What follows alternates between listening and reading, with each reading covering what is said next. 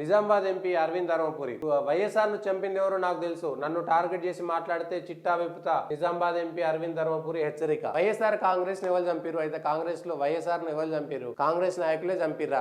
Nizamabad MP Arvind Dharmapuri చెప్పిన దాని ప్రకారం కాంగ్రెస్ పార్టీ నా జోలికి వస్తే మాత్రం చిట్టా విప్పుతా అనేటువంటి ఒక మాట కూడా మాట్లాడారు. ఔరేక్ బార్ మోదీ సర్కార్ నిర్ణయంతో లోక్సభ ఎన్నికల్లో ప్రచారం ప్రారంభం చేస్తున్నారు. నిజామాబాద్ అర్బన్ లో బీజేపీకి 1,00,000 ఓట్ల మెజార్టీని అందించాలని కోరారు.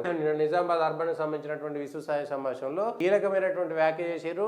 నా జోలికి వస్తే కాంగ్రెస్ చిట్టా ఇప్పుతున్నారు. గతంలో డిఎస్ కొడుకుగా కాంగ్రెస్ కు సంబంధించిన చాలా విషయాలు నాకు తెలుసు కాబట్టి కాంగ్రెస్ పార్టీ నా జోలికి వస్తే కాంగ్రెస్ పార్టీకి సంబంధించిన చిట్టా విప్పుతుంది. ఎందుకంటే నిజామాబాద్ లో ఇప్పుడు కవిత ఉండే అవకాశం లేదు. నిజామాబాద్ లో కూడా టీఆర్ఎస్ పోటీలో లేదు, 3వ స్థానంలో నిజామాబాద్ లో ఉంటది.